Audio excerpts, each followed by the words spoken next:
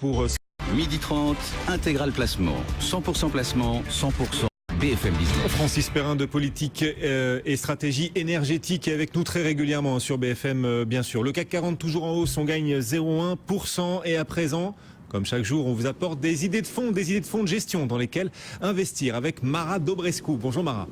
Bonjour Guillaume. Dobrescu depuis Morningstar. Mara, nos auditeurs nous interrogent beaucoup en ce moment sur les obligations convertibles. On en parle pas mal du coup et ça tombe bien, vous nous parlez vous aussi aujourd'hui d'un fonds d'obligations convertibles, le Hello Funds Convertible Fund.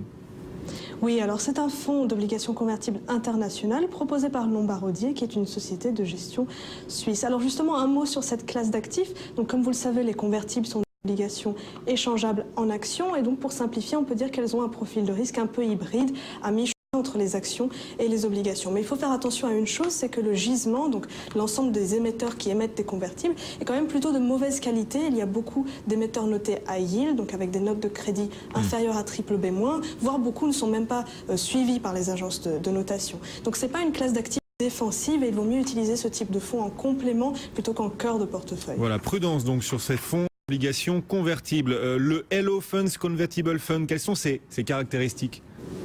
Alors on pense que ce fonds quand même sort du lot sur plusieurs points. Tout d'abord, son équipe est très expérimentée. Aux commandes, il y a Natalia Barazal depuis 2005. Elle a cumulé une longue expérience sur cette classe d'actifs. Et l'équipe qui l'entoure a été très stable. Elle s'est étoffée au cours du temps, au fur et à mesure que les actifs sous gestion ont augmenté. On apprécie aussi le fait que plusieurs des gérants de cette équipe sont investis à titre personnel dans le fonds. Ça, c'est un bon moyen, selon nous, d'aligner leurs intérêts sur ceux des investisseurs. Deuxième point fort sur ce fonds, c'est son approche de gestion qui est lisible et je vais dire pleine de bon sens. Elle approche les convertibles de manière plutôt prudente en se concentrant sur des émetteurs plutôt défensifs avec une qualité de crédit correcte et une bonne liquidité.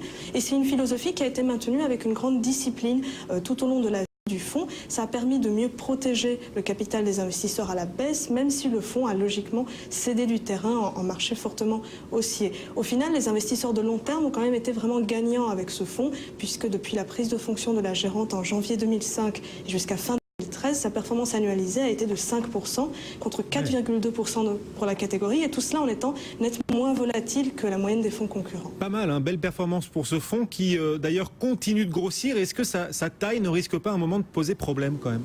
Bien justement, c'est une des réserves que nous avons sur fonds, donc nous nous inquiétons de voir cette taille d'actifs qui ne cesse d'augmenter. À fin 2013, Lombardier gérait au total 6,6 milliards d'euros sur les convertibles internationaux et donc ça, en effet, ça pourrait s'avérer problématique pour la liquidité du fonds.